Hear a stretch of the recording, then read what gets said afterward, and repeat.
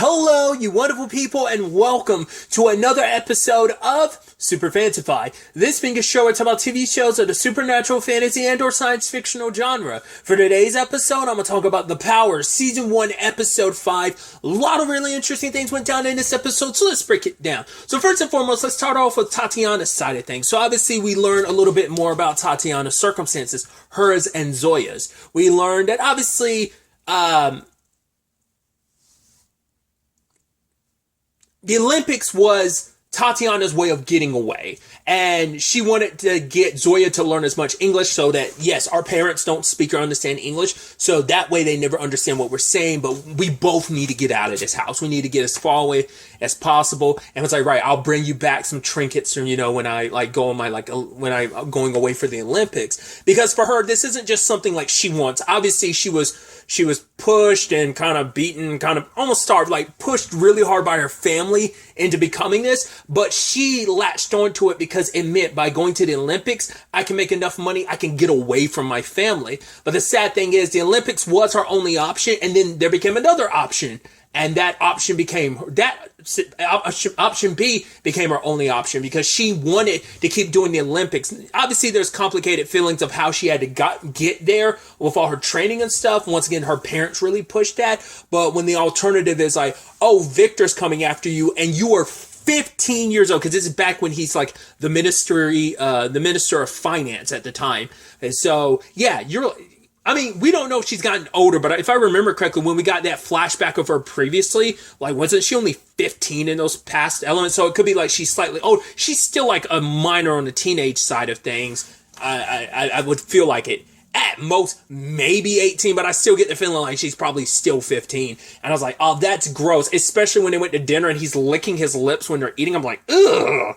And it's like, she didn't want that. She wants to right, I'm going to get married to him, whatever. Her father sells her off. Understandably now it's like, well, we already knew you had all the beef with your mom. We hadn't really seen many interactions with your dad, but now we have that extra spice of, oh, your dad literally sold you to a government official because he was like, hey, I think she's pretty and I want to make her mine. So, because when, she initially met Victor, she's like, oh my God, you're from the government. You're here to tell me I'm going to the Olympics. Because government officials had stopped by to check them out before, oh, see who's good enough to go to the Olympics. But it's like, no, I'm here for you. And also, now that you're going to be my wife, you can't go to the Olympics anymore. I don't want you distracted from essentially your wife duty. So it's like, right, she's had to deal with this guy for so long. I thought maybe it's just I thought the Tatiana and Victor thing happened when she was older. It's like, no, he's been in most of her life. It's like, she's been stuck with him.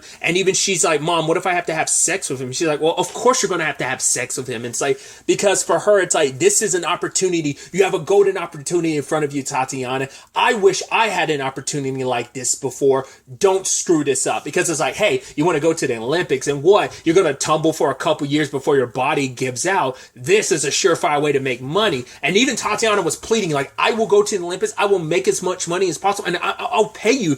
Just don't make me go. And she did.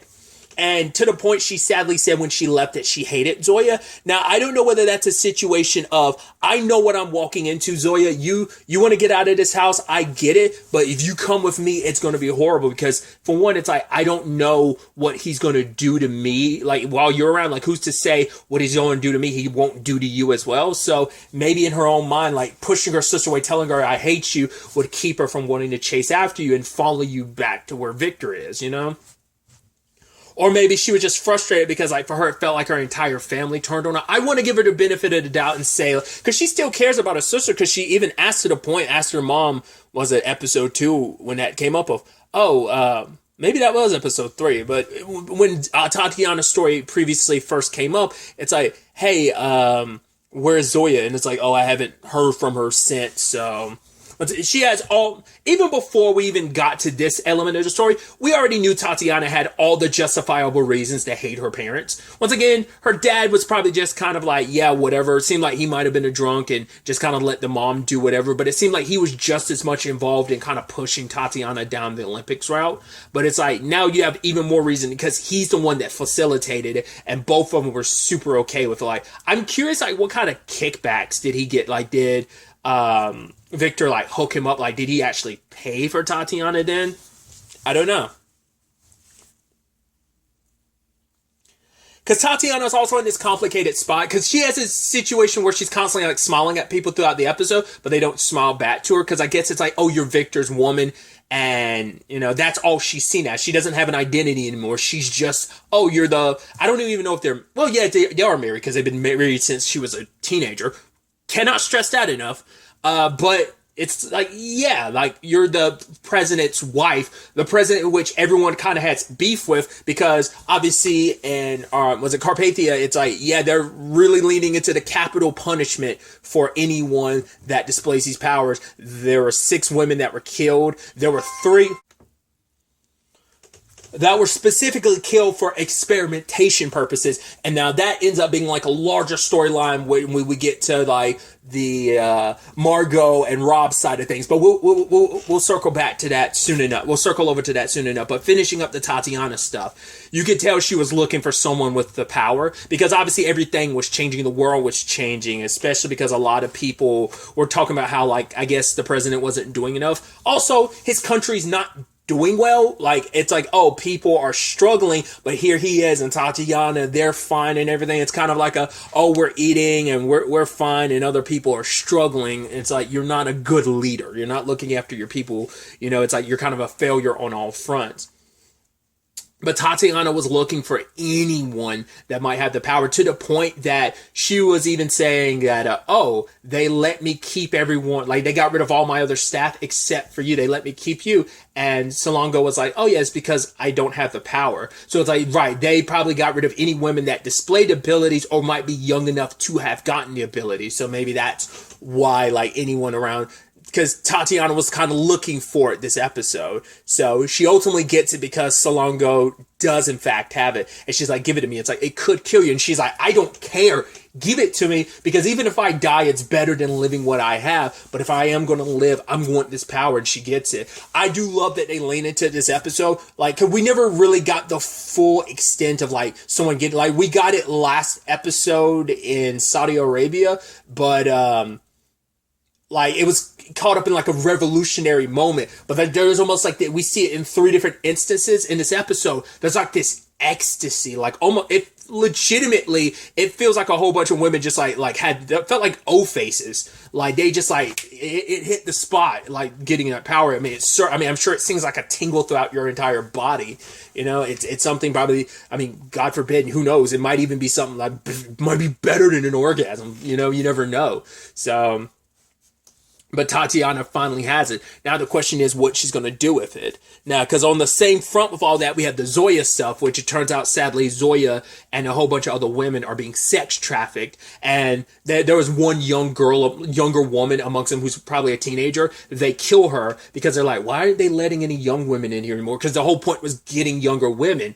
And one time Zoya was out, because this is enough, it's made worldwide news considering how widespread the EOD stuff is. Now it's like, oh, she just happened to see it on TV. It's like, right, they also didn't want us to know about it, but this power is happening only in women. It's like, well, that's why they're also keeping younger women away from us, because they don't want us to infect the younger women to infect them. Understandably from the position of these are sex traffickers and they're garbage human beings. So it's like, oh, the last thing we want are our victims to have any power. It's like, we don't need them to have powers that could help them get away from us, you know? So, but there's one young girl who stops by to give them snacks. She kind of started it off by giving the power to Zoya. Zoya passed it on to another.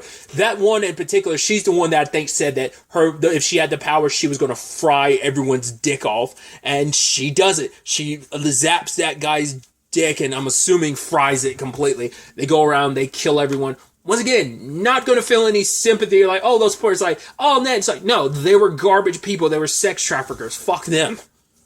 So, it also seemed like Zoya was pregnant, so, that's a complicated thing, because you're like, well, there's only, like, she seemed pregnant, maybe she wasn't, but she seemed pregnant. Also, I didn't realize, I haven't seen it in so many years, but I just happened to look at the actress who plays Zoya, the adult Zoya, looked at her IMDb, I'm just, like, flipping through it on, like, the X-ray featured Fire Stick. I was like, Holy crap! I did not realize that she was in Emerald City. That was like a what channel was that? Was that no? It wasn't ABC.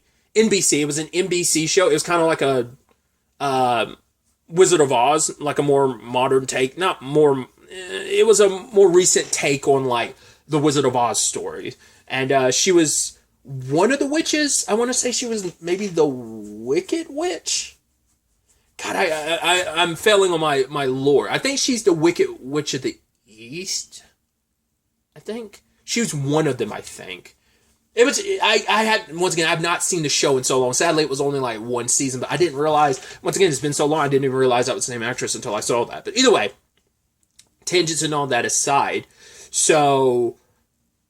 You'd assume eventually Zoya and Tatiana's stories will cross, but in what capacity? How that's all going to play out is definitely going to be interesting. So we have that side of things. Obviously, on the Margot side of things, obviously her celebrity status has kind of risen because of her announcement in episode 3. It's been like a week since then. So, and she ended up actually having an interview with Tundi.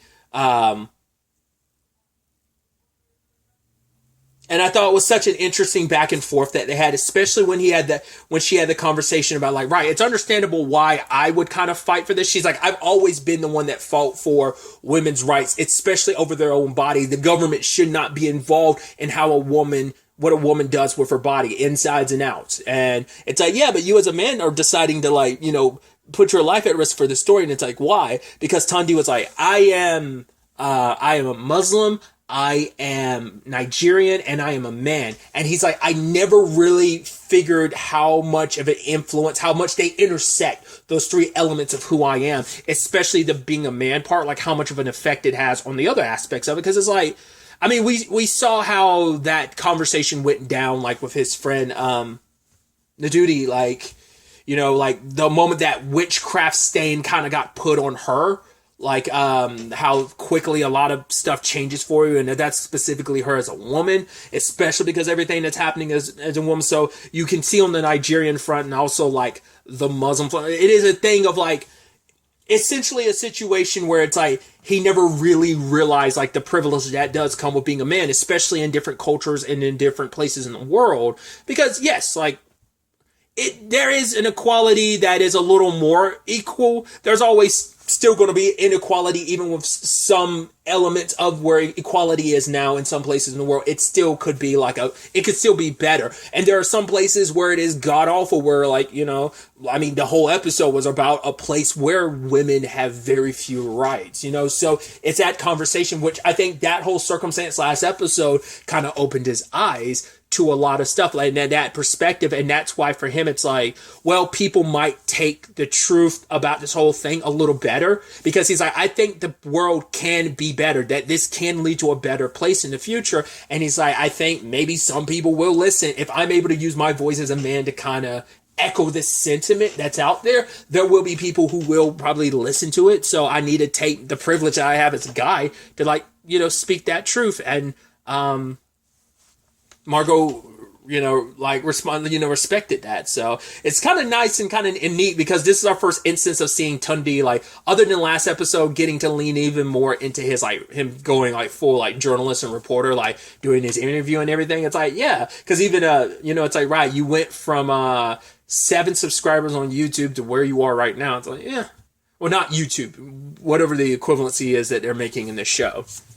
But that whole situation that Margot is in right now, especially because they introduce an element that is, it's super real. It's not like, it's like, hey, there's this particular guy that has like 9 million subscribers, and Margot's on his hit list because he's kind of framing this like, what was his name? Like Obernox or something like that. It's like, yeah, this guy,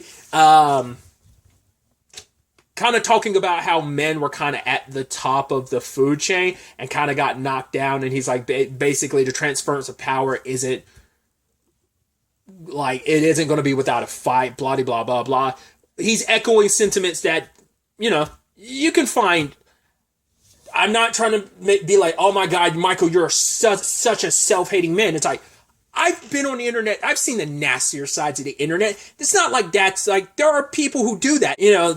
You'll find any number of videos like that online. So there are those people online, and I'm sure, I don't know if it's supposed to be, I mean, who knows when this filmed, so I don't know the more direct parallel. It's like an Andrew Tate or not. I mean, there's many people who could fill that void, who could this fill in for. I mean, it's probably it's a surrogate for so many people. We'll leave it at that. Whether you want to put an Andrew Tate in that regard, whether you want to put someone else there. And it's also crazy that Rob ended up finding out their son Maddie is listening to this, because he's someone that feels disenfranchised. That's the thing. I'm not going to sit here and be like, oh, Maddie's such an incel. It's like, no, you're angry, you're upset. And when you, like, it's like a cult.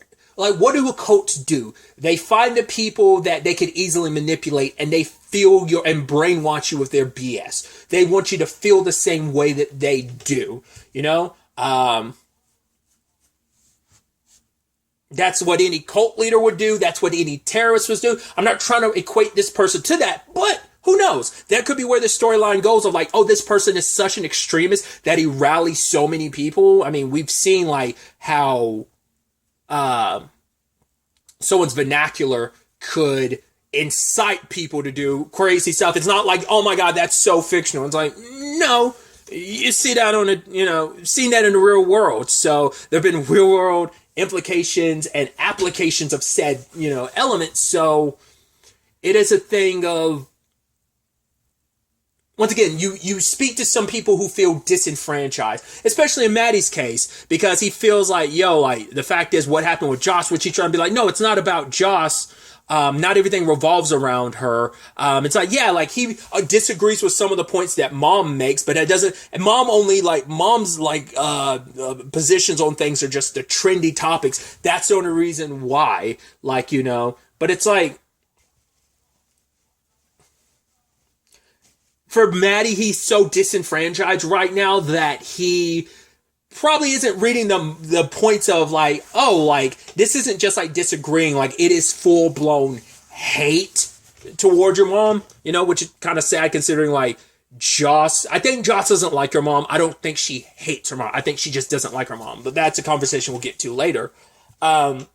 But yeah, Maddie's also saying like, yeah, since girls at the school got power, they've been mean. But it's also like, that's the shifting of the dynamic. Yes, things have swung to a large, in this large pendulum, they've swung to one end of the spectrum.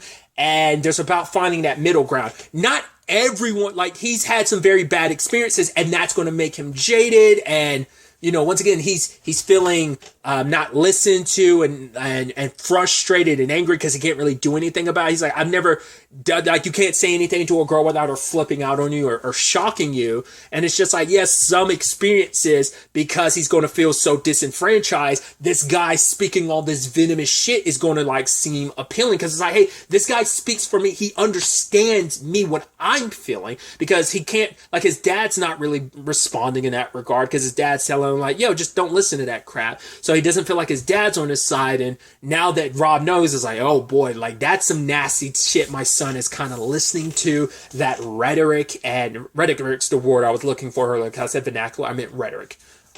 Maybe those could be a little interchangeable in that regard. But yeah, you get kind of worried. It's like, that's a very nasty, slippery slope someone could end up on. Like someone in a good way, wanting to kind of like, fill that void inside. But it's also like, you kind of have to do that on your own. You can't like let someone else's words kind of fully consume you, because then you kind of become like just a hand puppet. Like, oh, here I am regurgitating the same things. So I'm just feeling and saying and thinking what someone else told me to feel and think, rather than having my own, my own thoughts, And it just feels like he's just in that position, like I'm sure like so many, once again, you can draw the parallels to real life of just, yeah, I'm just kind of regurgitating the same thing someone else had said prior, making it seem like it's my own, but it's like, once again, I'm just once again, their hand puppet. But I loved Rob trying to talk to Joss when he's like, oh, like, were you guys in there smoking? It's like, no. And he's like, no, I get it. I'm a doctor. Like, I'm a scientist. Like, I can help you understand. Like, if you guys are going to have sex, I mean, you can keep the door closed, but just, just be safe. And she's like, Dad, we're not having sex. He's like, you can have that conversation with me, but it's still the thing of, it's like, yeah, Dad, like on a normal birds and a bee basis, yeah, maybe you could help me, but God knows I'd never accept it. But it's also because I'm going through other changes that you, just as general, can't understand. Mom definitely can't understand because she's the face of this whole thing. But even though she doesn't have the EOD, which some people are wondering, does she actually have it herself? You know, and she's just using this whole thing as a political move to boost her own career. So, keeping in that same vein, Rob had got brought, like, this ties into the Tatiana story because in with the women that were killed, their schemes were like different countries bought the research to it. So it's like, yeah, the moment you remove it, it kills any woman. So there's no like easy removal of it. And it ends up taking a large amount of, this organ in particular uses a lot of blood. So once you remove it, it kills the person. And Rob's not okay with it. He's like, oh, now I understand why I had to sign all those NDAs. It's like, you know, and the woman's like, yeah, but the government, we're clean. We didn't do the research. I mean, we bought it, but every other country did as well. So everyone's trying to understand this. And so they want Rob to be a part of a project team that's going to nullify the power of the EOD, nullify the scheme. But it's like, Rob could see like the dangerous implications of it. But the woman, I think her name was Anna, was like, no, but think about it. Like, you know, trying to make a direct parallel to like, hey, when women aren't allowed to do abortions, they go to very dangerous places that rather than having a safe facility to do it in, they might go to like a back alley doctor who will do it for them, or they'll go to a country where there is no like, standards of like, oh, like, you know, you just kind of get any run-of-the-mill doctor to do it, you know, even though they might not, you know, could cause more harm or even get you killed in the process. So it's like, yeah, like these young women who, you know, because that's been the conversation in this episode too, especially in this side of the story it's not like some people it's a blessing, for other people it is a curse. And it's like, for the women that are a curse, you know, you don't want them self-mutilating themselves. But for me, and Rob had big issues with this, but I'd also make the argument, it's like, well, we see how it's like, you want these girls to have a choice. It's like, well, first and foremost, let's not forget what world we're living in, where choices are being taken from women about like what you can do with your body, and the government stepping in. Yeah, you know, like, oh, this cure will be a choice. It's like, yeah, until they decide, yeah, this is too dangerous, because the whole point is they eventually want girls with the EOD to sign a register, like as if like, oh, you got to sign. It's almost like being like, hey, you got to register. You have a firearm. You got to register that you got this power. It's understandable from a certain perspective because it is a destructive thing. But once again, then you get into like, once again, the direct parallel being the X-Men thing where they had to sign the mutant registry, of being like, yeah, out it to people. It's like, oh, so they can keep track of you, but that's a double-edged sword, because that allows it easier for people to ostracize and, you know, like hate you, because they're like, oh, you're different. It puts a target on your back in that regard. So it's going to make things kind of even worse in that regard.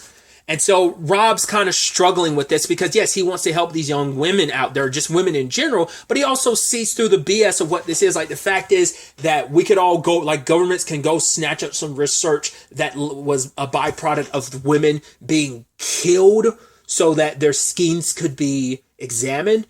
And so he brings this up to Margot, but Margot's not as on his side. He's like, well, I thought you'd be more so like kind of on his side. He's like, the fact is that there's almost a callousness in which the way she talks about it. It's like, hey, for her, it's like the ends justify the means, because it's like, right, something terrible happened, but at the end of the day, that research could go a long way to us best understanding this and helping these young women. But for him, it's like, no, two wrongs don't make a right. In his mind, it's like something terrible could happen. And even then, kind of saying like, what is the bigger like thing to be worried about is that, you know, they can make this cure and then just sprinkle it in the water. It's like, oh, we nip this power thing in the bud, you know? So, but she doesn't look at it like that. She, you know, and that ends up being one of the reasons why, well, for first and foremost, when Rob's kind of dragged to this party, that he didn't want to go to at the governor's party that he didn't want to go to, he's drinking, kind of complaining about Margot. And I love when he met the governor and his wife, he was bringing up the fact is of like, oh, was it escargot, and he was talking about like, oh, how they take the eggs out and pop them like zits, like.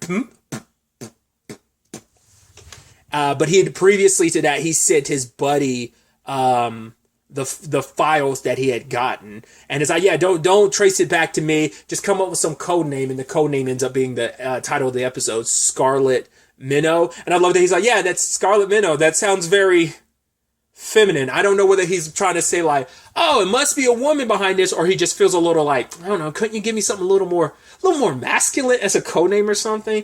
But Margot kind of saw through it when she saw his face. It's like, you're the one that, and it's like, right, not only are you threatening your career, but you're threatening mine. But for Rob, it's like, that's the point. You're so caught up in this, you're not seeing the evil of all this. You're so caught up in your own work. You never ask about me anymore. She's like, yeah, but all you do is like shrug and whatever. He's like, yeah, but it'd still be nice if you showed interest. And even kind of bringing up the kids. It's like, right, did you even know Maddie's into that Uber Nax guy or whatever? And then the fact of the matter is, Joss, you never actually ask her if she's okay, because she's not okay. She's going through a lot right now, but you're so focused on work, you're kind of missing the signs. It's like, if you don't stop and slow down and pay attention, you are going to be left behind. It's like, I'm leaving you behind. And he's like, I'm swimming away, I'm free. And it's like, is Dad drunk? It's like, yeah, I think he is. And Joss is just like, man, this family is such a shit show. So he's butt naked in the bed, passed out after everything. So she eventually goes and hangs out with Joss because she's Margot's a little drunk. And she ends up going into Joss's room and is like, I love you. I know I can't, I'm just stuck in this shitty spot of, I'm always having to try and be there for everyone, but I'm so scattered. And she's like, I love you. Like, cause she was trying to stress the point to Rob that everything she does is for Joss's sake, which Joss gets. It's like, I get it. You want to protect me, but Mom, it's like also like, you don't understand. I don't need to be protected. I get it. I'm always going to be your baby. You're always going to want to protect me. But the fact is, with this power, she's like, you don't know what it's really like. And Marco's like, I want to know, what is it like? And it's like, she's like, dude, I didn't tell you this, but like I went on a run and I kind of lost track of time and it was dark and I was fine. I actually took my time. And she's like, Joss is like, I get it, Mom. But it's like, I was able to walk in with 2 earbuds in, not having to worry. That's going to be a whole conversation in itself, because I'm sure for some people it's like, they're trying to, but it is that thing of, there is an unsafety there where it's just like, yeah, you do kind of have to walk around this world kind of always worried about, saying or doing the wrong thing, or just by existing, some dude can read the situation wrong and kind of feel the need that they can walk up to you, talk to you, however they want to, and it's just like that unsafety that it's like, because even Joss is like, now that I have this power, I feel like 100 pounds lighter. She's like, yeah, there's still going to be issues in the world, but there's just some of that has been taken off my shoulders now because I do feel powerful. I don't feel like I have to walk. She's like, I didn't realize how much of my own life I had been walking with such like innate fear inside of me. And it's like, think about like her little sister. She's like, the fact is she'll grow up in a world. Like, can you imagine her growing up in a world with like without any of that, like that being wiped out at a very young age?